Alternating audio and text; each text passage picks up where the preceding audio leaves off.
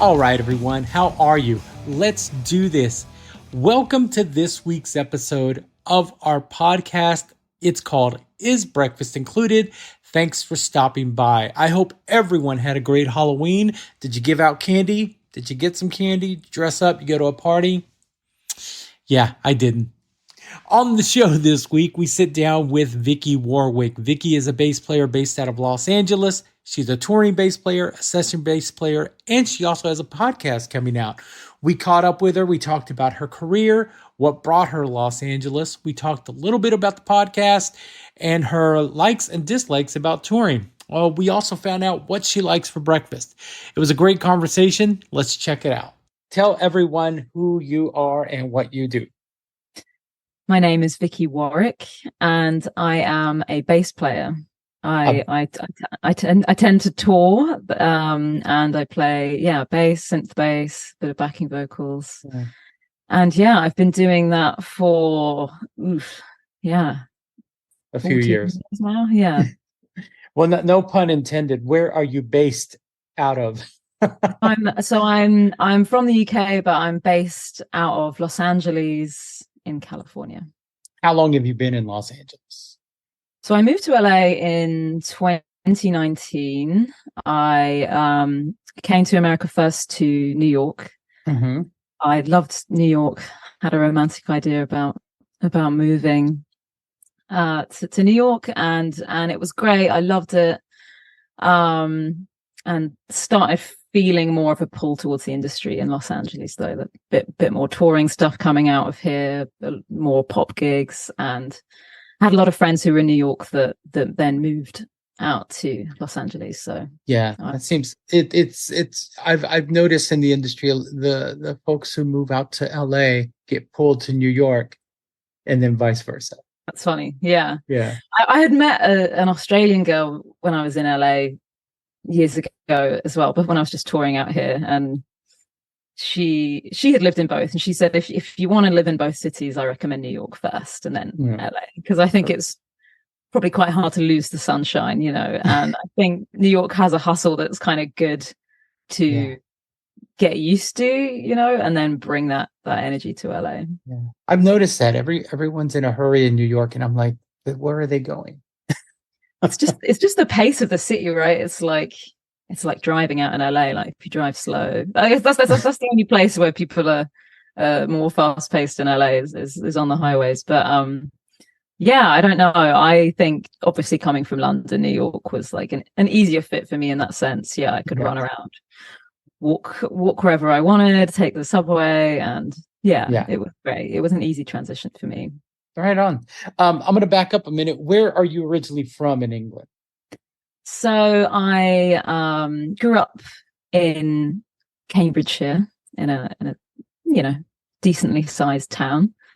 But my family's from London, and I moved to London when I was 18. So London was always a fun place for me to be running around. Yeah. When did you start playing music?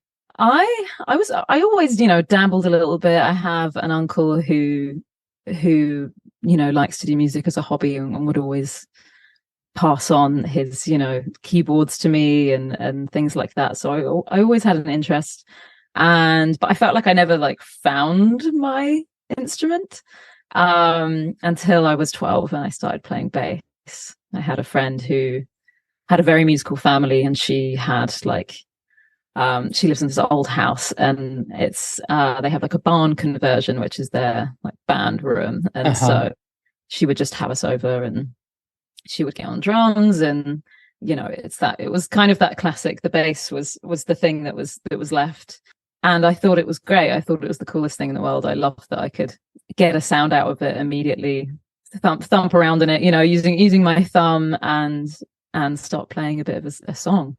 Yeah.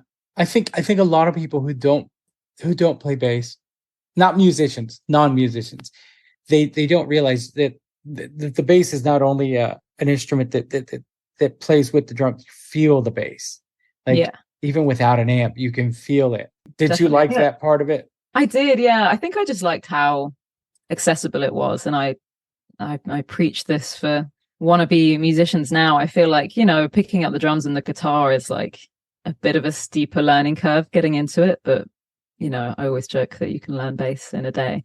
You know, it's accessible. You can get something out of it very quickly, and just feel, you know, you get that instant gratification which eggs you on to keep going, you know. Yeah, it's not as intimidating, is it? No, exactly. Plus you can swing it around and not worry, you know, and it's almost like a very well-built car as opposed to a fancy. Yeah, exactly. You don't have to be as like maybe intricate as you would like on guitar or something. You can, Right. yeah, like you said, bump around in it and make a sound. Right on. And so how old were you when you started playing bass? I'm sorry. 12. 12. Yeah. And that was it. You were And that was sold. it. I thought it was the coolest thing in the world. And yeah, so then my friend's dad would come in and, you know, teach us, and he would, you know, teach me a little bit on bass. I remember learning things like Another Brick in the Wall by Pink Floyd and Paranoid by Ozzy Osbourne, and they had a big TV set up in the barn, and I remember, yeah, just him putting on, you know, like a live concert of Black Sabbath or Ozzy, and yeah, just being completely in awe of it. So your first introduction to playing bass was more heavy rock. Yeah. Well, but it was also pop as well. I remember one of the other first songs I learned to play was "Can't Get You Out of My Head" by Kylie Minogue, which at the time I thought was quite easy. Maybe I was playing it wrong, but I've since tried to teach it to beginners, and it's just a couple of notes, but it's all on the offbeats, and yeah. So it was heavy rock, but it was also Kylie Minogue as well. What do you lean more towards now? I think now, I mean, obviously as a you know, session musician, as we would say in the UK, or a touring musician, you know, gun for hire. I like to play lots of genres, but I think I do love playing some R&B and soul, singer-songwriter kind of style things as well. I play with an artist called Matt Maltese, who has really great bass lines on his records, so that's really fun to play live. And I love pop as well, and I love rock and indie. I love. You just love to play. Yeah, I just love to play. As a session player, is that a world of it's feast or famine? Like you're either booked to the gills or there's nothing, and are you afraid to like say no to the phone call? Because if you say no, they may not call you the next time. I think that's always the piece of advice people dish out, isn't it? Is that say yes to everything. Yeah. But yeah, feast or famine does feel like a theme that most of us experience, you know.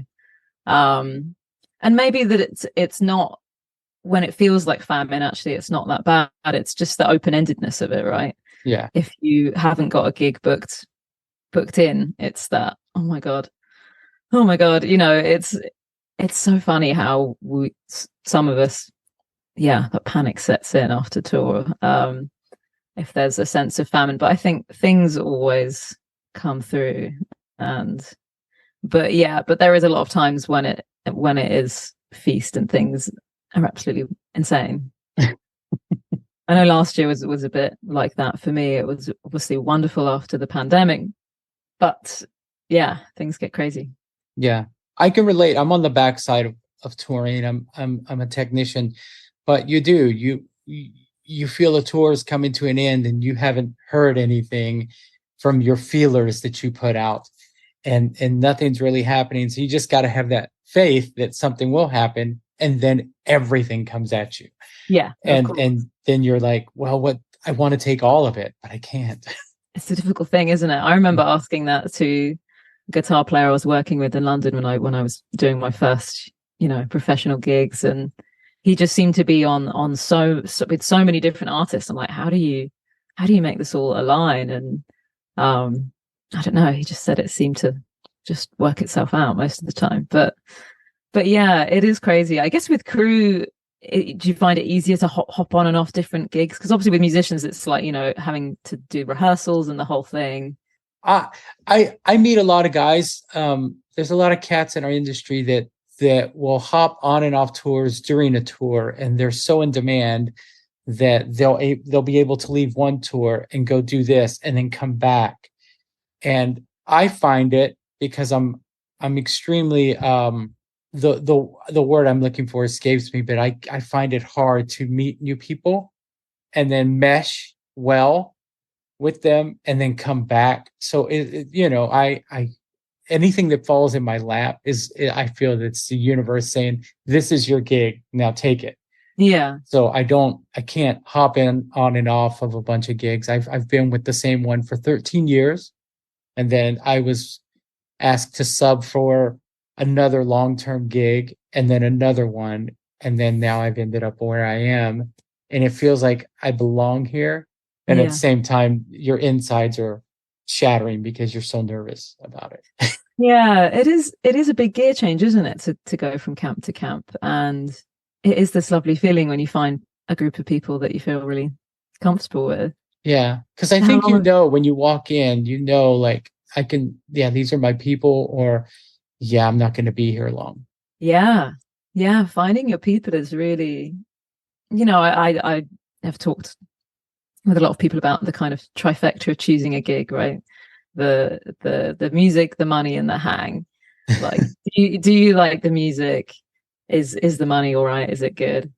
And the hang, are the people good? And obviously, ideally you have two of those things, and if you get three of those things working really well, that's wonderful. But yeah, for me, more recently, I think it's that the hang is the most important thing. It is, right? Yeah, I think that's it. It could be one of your favorite artists, but for whatever reason, the vibe isn't happening. You're with these people all the time. So if for whatever reason you're not feeling super comfy, like you said, if your insides are feeling, twisted, and you don't feel like you're in the right place, then that's a hard environment to be in for an extended period of time. I agree. I tell my partner Lisa, who couldn't be with us today, she's normally on the call with us all the time, like, I'm not a great tech, I'm a great hang. Like, I do know that about myself. But I do also know, I always say, like, my hang supersedes my tech skills. And for you to choose what gigs you want to go on, but the same thing for people to choose to hire you. That's it. Like, they could have the best tech in the world, but if they're not a great hang, then that's not what they would want. Yeah. That's how I feel about everything. The hang is, to me, like yourself, it used to be the money. It used, when I first started this, it was the money. And then I realized, well, the money's always going to come, but 99% of this gig is living with strangers who later become either family or just strangers again. And you want them to become families. The hang is the most important to me. Yeah, it's a really interesting thing, isn't it? Yeah. Were you touring before you left London, or did you start touring when you came to the US? Yeah, I was touring in London, and that's essentially what brought me to the US, is that I was touring with an artist called Charlie XCX, and she was doing a decent amount of US tours. So I came out here with her and was having a great time. I think coming from England over to America to do a tour, or anywhere, Europe, Australia, wherever it is really exciting. But yeah, something about America, like I said, I loved New York, so that was always exciting. Mm-hmm. And yeah, so I came out here with her a lot, and then discovered, through other musicians I was meeting in the US who weren't from the US, that you could apply for your own artist visa. And then did you do a lot of networking once you started coming over here? Yeah, I think obviously, I say obviously, but because people always ask me, how do you find gigs? But it is through people, right? It is through networking. And so it's funny, the kind of networking thing in the UK, I think certainly when I was at music school, the importance of it wasn't really taught to us. Mm-hmm. And it almost became a bit of a dirty word when I was in college, which is just so silly to think about now. And the way people go about it in the US is very different.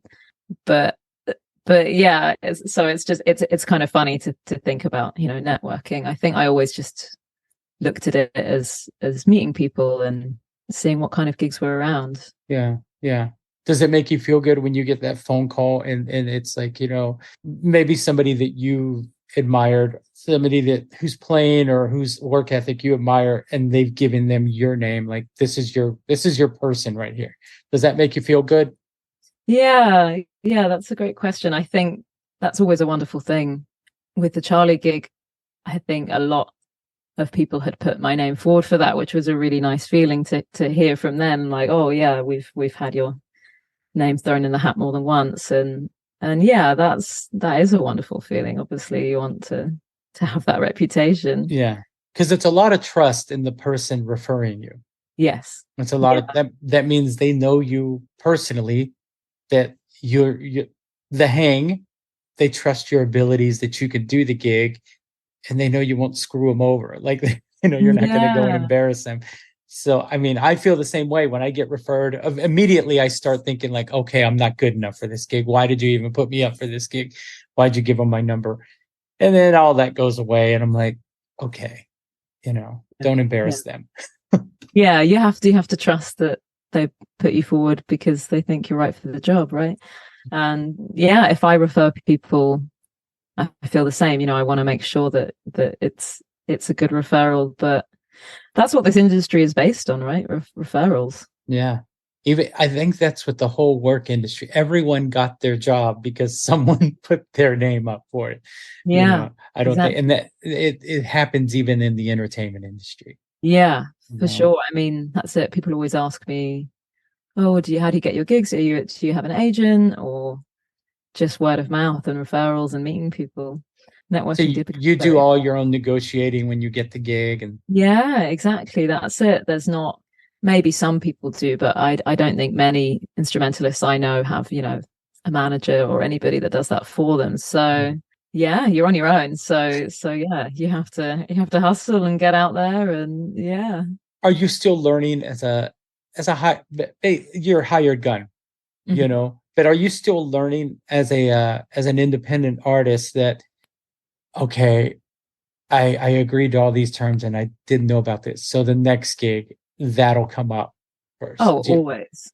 Yeah, if you're a musician starting out, not knowing things about, okay, well, what are the per diems, and am I sharing a hotel room, and all these things that do just make the difference of if you're going to have a nice time on tour or not, or if things are going to feel a bit more stressful, And that's a big one, the hotel room. Like, I've taken less money just to have my own room on days, because that's a big deal. You don't want to, that's your space. Yeah, it's important. Like, and I get it. Touring is expensive, and for artists, I can't imagine the anxiety of seeing how much money you have to put up front to go and do it. Obviously, it's worth it for them, but the mental health of your touring party, be in a good place is important, and especially if it's a long tour, right? Having your own space is pretty key. Yeah, because you see these people day in, day out, and even though you love these people and you love being around them, some days you just need that day to yourself. Yeah, and yeah, just to have a bit more privacy, right? You want to be able to go to the restroom when you want, and simple things, right? So yeah, stuff like that is all things to consider when taking a gig, right? So yeah, certainly learn a lot of that stuff along the way. I'm always learning. And especially, coming from the UK to America, just learning how people do things a little bit differently, how people email. I always kind of joke just the differences between how people converse over emails in the UK and the US. I feel like in the UK, it's people sign off with kisses. It's all very informal. At the beginning, I feel like was asking probably a lot of questions to tour managers or management, just because, which isn't maybe necessarily a bad thing. Obviously, when I was starting out, I thought with preparation is key, knowing this, that, and the other, asking, oh, well, maybe you want to do this song, maybe you want to do that song, or just covering myself for every eventuality, and then kind of realizing, okay, well, these people don't want to be bombarded with questions. Just prepare it yourself, and then if it comes up, you're good. If there's something you really need to know, obviously ask, but any question, obviously, for the tour manager, the joke is always, well, have you read the day sheet? Yeah. So make sure you check the day sheet, check Master Tour for any answers first, and all that stuff comes with experience, obviously. What's your favorite part of touring? Gosh, my favorite part of touring, obviously, traveling is such a wonderful part of touring. Yeah, getting to see all corners of the world, places I never thought I would go, is just fabulous. And I always try and make the most of it. If we have a morning free, get out and see some things. I really do love the obvious thing is getting on stage and doing the gigs, right? It just feels very life affirming every time I'm on stage, looking out. I know that it's exactly where I want to be. Yeah, that's a wonderful feeling, because not everybody gets to do that, and so I fully appreciate it. But for me recently, I think it has been the sort of camaraderie of being in a touring family. I really love. It's a really strange and special thing that you get to be surrounded by all these people, and you don't know them, and then you live with them, and then hopefully you can create some long-lasting friendships out of it.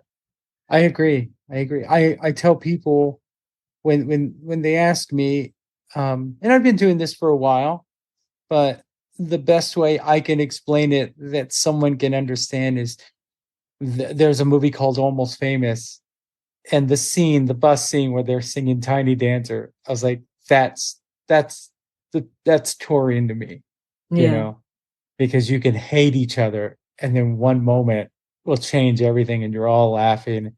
You're not necessarily singing, but that to me is what I tell them. Like that's what I love most about touring. Exactly, the camaraderie.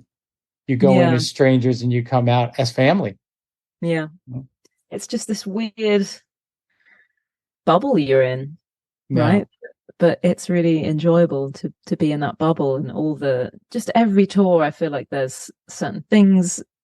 I think it's really interesting. Just look at like humans and what happens if you put them together in a group for a while. You all start saying there's like inside jokes. Certain. I remember on the Charlie tour, like just the nicknames would just get ridiculous. And if anybody else outside your circle heard all the silly jokes and things you're calling each other, they would just think you're totally mad. And it's totally irritating to them too. Oh God, it's insufferable, isn't it? But when you're in that, it's this great sense of belonging, and it's really fun. Yeah, I agree. You have you met any of your heroes? Yes, when we played MTV European Music Awards in Scotland, one of my favorite bands growing up, a band called Biffy Clyro from Scotland, were there, and I can't remember how it came about. I think we were just backstage, and they were there, and I went up and asked for a photo, and our front of house engineer was also a huge fan, and he was literally like crying meeting them. He was like absolutely losing it. And they were cool. It was really nice to meet them. It's a funny thing. I almost don't want to meet my heroes, because it's that fear that they won't live up to the expectations, right? But it was cool to meet them. It was, they were chill guys. It wasn't like, we spent the night together and became best friends and that, but it was really, really cool to just to meet them and say how much of a fan I was. Have you met any of your heroes? I've been, the universe has been good to me. I've had the pleasure of meeting a lot of them, And for the most part, 99% of them were very human. But, growing up as a kid, you saw these guys on the cassette covers and the magazine pictures. And now I'm in a position where they'll come in and they'll say, "Oh, do you mind if I stand here?" Of course, I don't mind if you stand here. Yeah. Yeah. Or when they introduce themselves to you and you're like, "Oh, okay, well, I'm Bernie." But in your head is like, "I know who you are." Yeah, of course. But it's nice when they don't assume you know, right? Yeah. And it's really cool. I mean, yeah, so I've gotten to meet a few of them, a lot of them, and whenever I'm having a bad day on tour, I think about how bad really is it. You Oh know, God. Oh we get God. to like you said earlier, you get to see the world on someone else's dime, Yeah. really. And you get to play your bass. I get to play with guitars all day. I get to hang out with my friends. But no, obviously, yeah, what we do on tour it is incredible. And obviously since the pandemic, it's this real sense of gratitude, right? It is, right? It's a little Yeah. more special. Yeah, that's it. If there's a day where whatever you're annoyed by, I feel like with the problems on tour, at least that I faced, always they're just more inconveniences, aren't they? Hopefully Yeah. they Yeah. aren't huge problems, but yeah, you just have to gain a bit of perspective and think, well, yeah, I can't be that sad. This is Yeah. great. I'm playing the bass, Yeah. I will say on the topic of heroes, I did one time I did get quite starstruck because I was doing a gig. We were opening for Steve Tyler, and just walked past him in the venue, and I just was not expecting to see him, and he just kind of, is coming towards me in the corridor, and he just locks his eyes on me and is just like, "Hi," just this fabulous Steve way. It's just like, oh my gosh, hi. Yeah, that was a fun moment. Yeah. He makes you feel like you're the only person in the room, doesn't he? Exactly. Yeah. Yeah, he's just sashaying through, looking fabulous. It was just, yeah, that's it. Like you said, sometimes you meet people and they seem very human, but sometimes you meet people and yeah, they are just as fabulous as you hope they're going to be. Yeah. Yeah. And he's one of them that you want. You want to see the human side of him, but at the same time, you want the guy with all the scarves. Yeah. So you record under the name Ainsley. I have, yeah, I've released some music in the past under the name Ainsley. Yeah. It's been on a bit of a pause at the moment while I figure out what music I might like to release in the future. This last year has just been so busy with touring that hard to make time for the fun personal projects. Do you plan on releasing more quote unquote solo stuff or personal projects? I think if I do, it might be under a different name. It might be kind of different style of music. Ainsley was, my kind of pop outlet, and I think I might do something a little bit more alternative now. But the thing I've been working on is, as Paris told you, our mutual friend, I've been working on doing a podcast as well. So yeah, I was really, really excited to learn about your podcast. I also have been planning on doing a podcast about touring, and it's called Where Are We Again? It's funny, we both chose questions that we ask every day. Tour a lot, yeah. Yeah, that sense of just where are we again? You just forget for a second what city, country you're in. And it's so funny when I'm on the road, I now see, like, at the front of the stage or on the steps to the stage, there's always like a bit of duct tape on the floor with the city written on it. And I'm like, oh my God, cool. It's not just me. Like, literally everybody is totally disorientated. And it's the three questions: the where are we again, is breakfast included, and what day is it? What day is it? Oh, and what's the Wi-Fi code? Yeah, what's the Wi-Fi password? Yeah. That's it. If another person is looking to do a podcast, you can have those two. Yeah. So your podcast is going to circle around being on tour. Yeah. Like you, I find it very, very interesting, and I think, and initially I thought about doing it because initially I really wanted to do more music journalism, and I wanted to write articles for music magazines, and I started writing for bass magazines. So, but to kind of build a bit of a portfolio, I was interviewing people, writing them up, and putting them on my website, whereareweagain.com. And it was really, really fun. I love doing it. I still love interviewing people and writing those interviews up. But I realized that when you interview musicians, you lose so much of musicians don't necessarily speak in the most, if you're trying to write that down, it doesn't quite translate sometimes. Like, musicians talk in with so much expression, and I realized it was getting lost a little bit. So I thought doing a podcast would be really fun, like getting to hear people's stories, the tone of their voice, their level of excitement. And so I thought, yeah, maybe this should actually, my interview should be a podcast. So yeah, so that's been my focus at the moment, is trying to get that ready to get out to the world. So right on. Well, I can't wait to hear it. Or will it be on YouTube as well? Will it be video or just audio?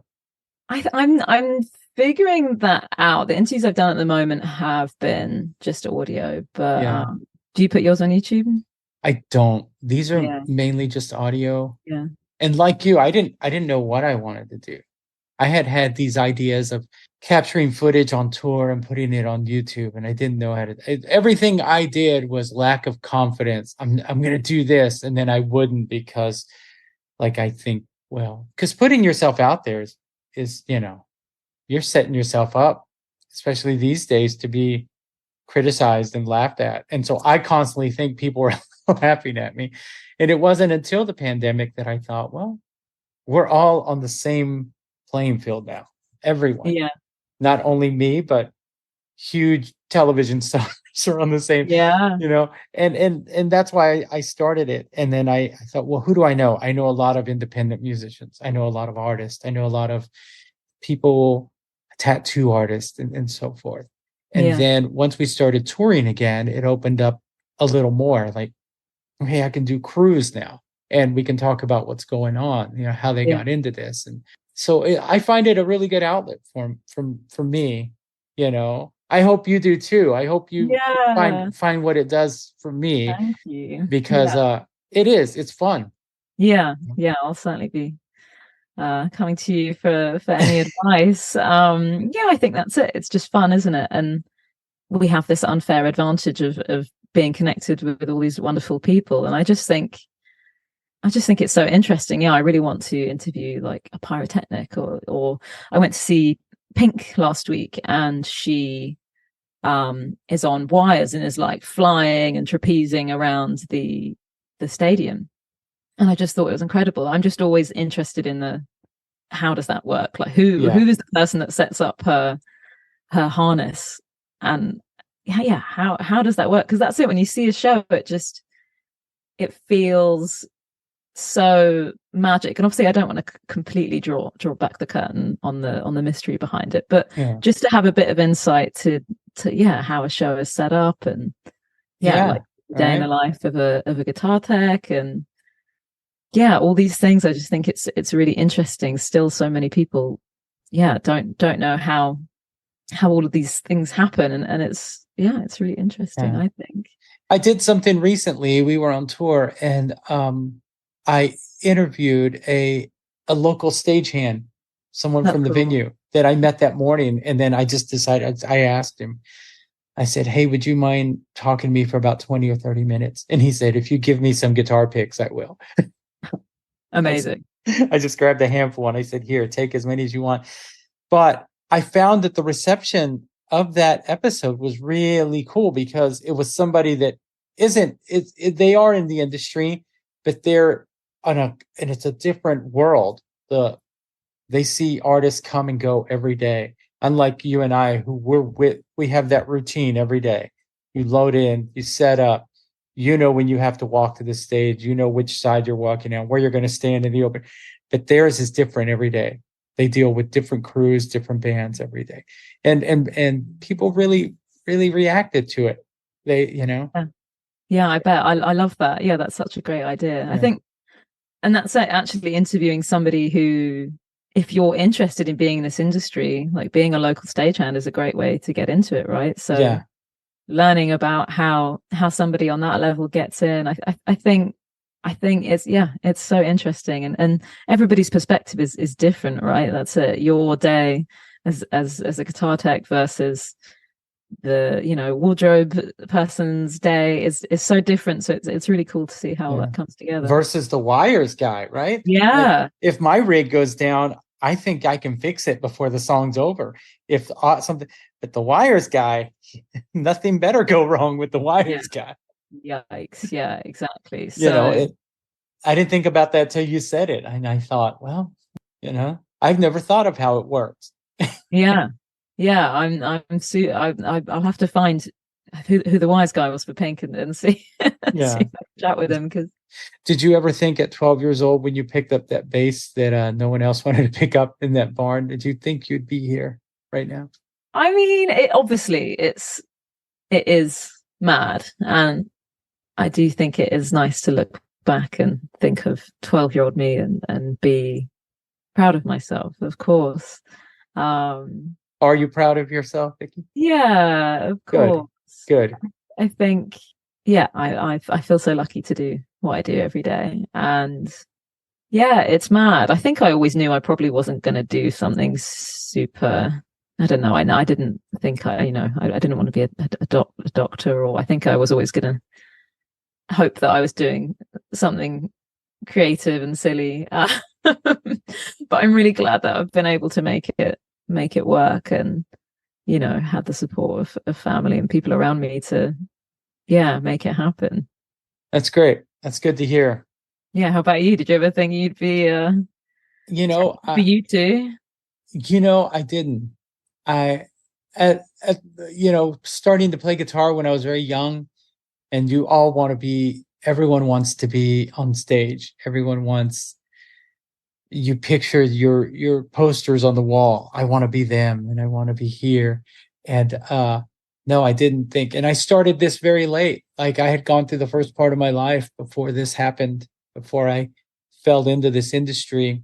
But I just told someone this story a few weeks ago. I was at before there were festivals everywhere, the Lollapaloozas, and there's a festival every weekend. In Texas, where I grew up, they have a festival called the Texas Jam. And in 1986, I went to see, and the headliner was Van Halen. And it wasn't Van Halen, it was Van Hagar. Excuse me. It was, and they were playing Dreams. And at the end, when Eddie goes into his last solo, the little hammer on solo he did, it clicked in my head that I just wanted to be up there. I just wanted to do something. I wanted to make it happen. At the time, I had no idea I was going to do this, and here I am. And Fabulous. so I look back sometimes, and I think secretly I manifested everything I do, but at the same time, I think it was all luck.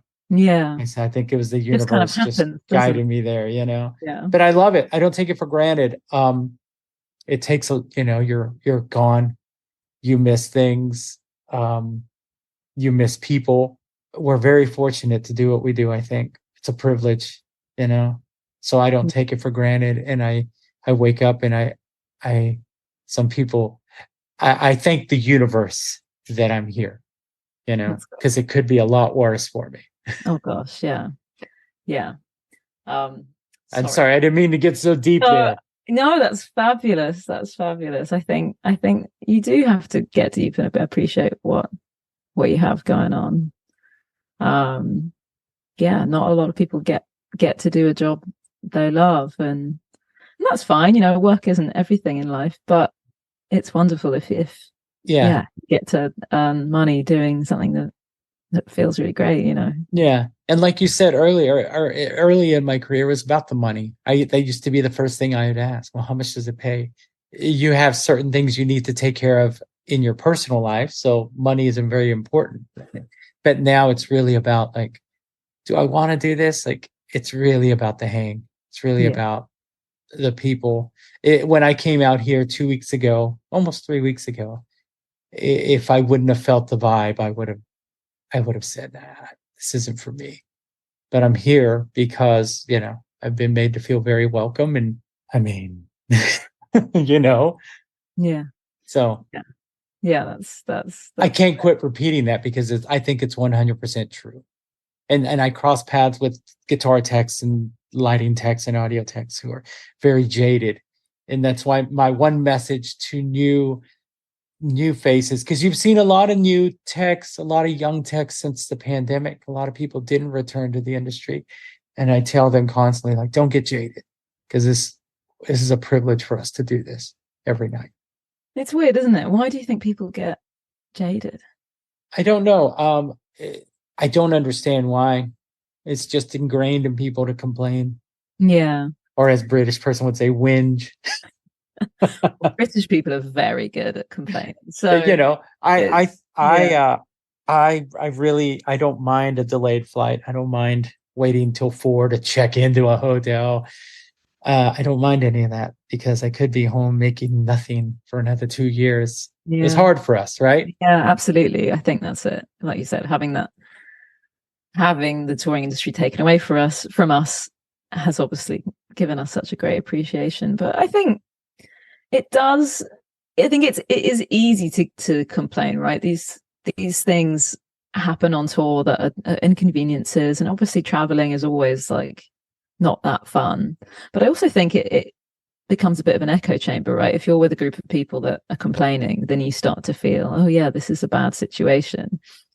But if you have positive attitude about it, that's it. It's like your attitude for life, right? How do you look at something? If something, you get stuck in traffic or whatever it is, you just have to accept it and let it happen. And I know it's easier said than done, and obviously there's times that do annoy me. Yeah, there are times, and but I think everyone's allowed a time. Yeah. To complain. I think that's it. It's very easy to get bogged down in the, there should have been towels in our dressing room, and there should have been this, that, and the other. And I guess sometimes it's like, if you're working with people that keep not doing their jobs well, then obviously that's frustrating. But it's like we're all human, and like, how much of a big deal is not having us, or a flight being delayed, like whatever, go get a coffee and just wait. At the end of the day, that 2 hours a night is going to make it all, every delay, every whatever, it's going to make it go away in my eyes. Absolutely. I mean, that is the thing that somebody said to me once, like, obviously we love our jobs, and you almost do them for free, but it's actually not the gig that you want to get paid for. It's all the waiting around at the airport. Right. All the bullshit in between. But yeah, I never thought of it like that. Yeah. But that's it. Doing the gig makes those times worth it. And this is why the hang is so important. If you're with a good crew, a delay can turn into a nice huge airport party, right? Exactly. Yeah. If you're with good people, you're going to have a good time. So, well, where can people find you on social media? They can find me on Instagram at She Plays Bass. On, what other social medias do we have? TikTok, I think it's She Plays Bass again with underscores. My website is sheplaysbass.com. Yeah, and the pod will be at whereareweagain.com is the website for that. Okay. And will it be available on all the streaming platforms? Yeah, I'll get it out to all the usual places. And right on. Well, I look forward to checking that out. Yeah, thank you. Yeah, I've been listening to lots of episodes, and yeah, I love your pod. It's great. I didn't come across your pod when I first wanted to do it. I went out and saw what else was out there and who else was doing it, and I think your interviews are really, really great. So thank you. I'll keep listening to you for inspiration. Cool. Well, I'm glad Paris brought us together. Yeah, absolutely. Me too. It's called Is Breakfast Included? And if we were having breakfast, what would you have? I love breakfast. It's like my favorite meal of the day. So in an ideal world, probably we're in England. And I don't know, Paris said in her interview that she doesn't like English bacon. I was upset by that. Um, a lot of people aren't into the fry up idea, but a full English sausage, eggs, bacon, beans, hash browns, toast. I love crumpets. If people don't know what they are, have you had a crumpet before? You know what? In 21, when we came back, I had my first crumpet ever. As much time as I've been spent in England since 2011, but I had my first crumpet ever, and I think I was eating 6 a day after. They're so good. And the ones here in the US aren't the same. No, Trader Joe's does some. Yeah, Trader Joe's has a pretty good crumpet, Yeah. but not like the tried others? Warburtons. Buttons is so good. What do you have in your crumpet? Well, I usually put butter and honey on it. Someone Ooh. introduced me to just butter. Well, I used to just have butter. Now I put a little honey. Someone introduced me to peanut butter on it, a touring made, but it's mainly just butter and honey. And I Honey's put a nice. lot so it'll just seep through and I can just. Yeah, sometimes it's dangerous actually because you put so much butter on and then like it goes like through the crumpet and you're Yeah. just And I was like, why is it all over my shirt? right, exactly. Yeah. Um, but they're really good. Do you like Marmite? No, I don't like Marmite. I've tried it, Mm. but I'm not a fan. Is It that what you is. have on your crumpets? Yeah, I do. I do butter and Marmite. Yeah. But yeah, it's an acquired taste. It's a little weird. Yeah. Yeah. The crumpets, yeah. Number one. Yeah. Should be number one on everyone's list. Now Yeah. I'm gonna go buy some today. Yeah. Yeah. Yeah. I've got some in the freezer actually. I think I'm gonna have to defrost some. Well, Vicky, thank you so much for your time. It's been a real pleasure meeting you, and I hope we talk again. Yeah. Thanks so much, Bernie. Yeah. It's been great. I would love to cross paths with you sometime soon. Yeah, it's good talking to you. Yeah. Right on, Vicky Warwick. Pretty cool, huh? Yeah, she came off really cool. We were introduced through Paris Bissoni, who was a guest on Is Breakfast Included, and I really thank her for that.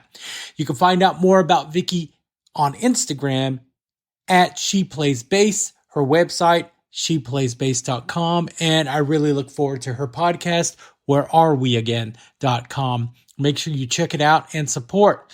While you're online, check out isbreakfast.bigcartel.com and check out our shirt selection. All right, guys, I am done. Have a great day. We'll talk to you next week.